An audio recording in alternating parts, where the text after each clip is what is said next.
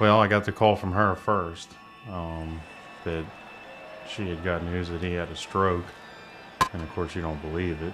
So I met her and we rushed to the hospital, and the whole time you don't know if he's still alive, if it's as bad as they say it is, could it be worse? He walked out to school that morning to the bus stop completely normal.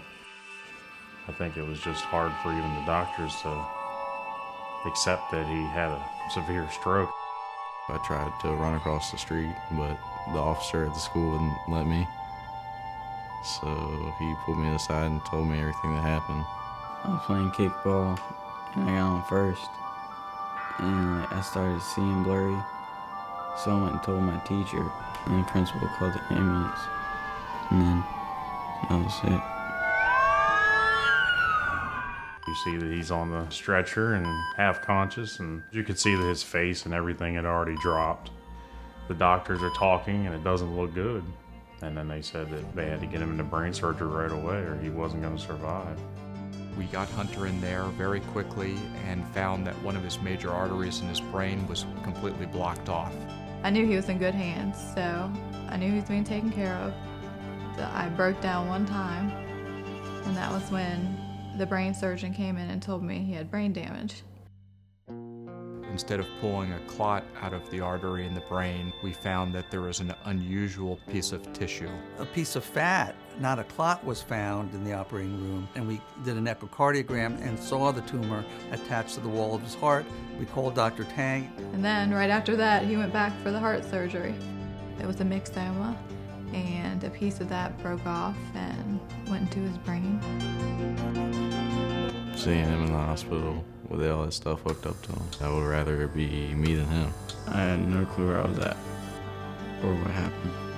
He kind of opened his eyes and he wrote notes to us. I still have him. On a piece of paper, yeah, saying that he wanted a drink and he wanted to watch a Cartoon Network. Yeah.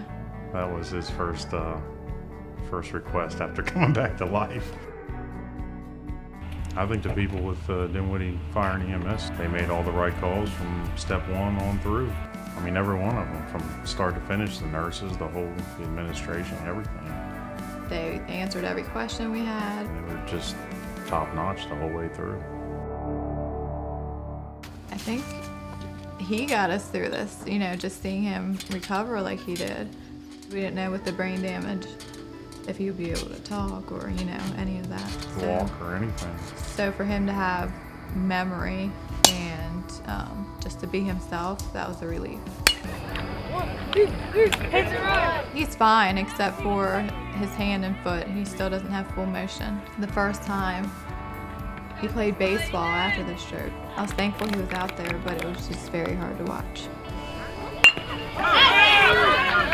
All things considered. Thankful is an understatement. Yeah. 1 million pounds lifted off your shoulders. You just realize how fast it can all change without even a blink. You just don't take anything for granted. This experience has changed the way I think about pretty much everything.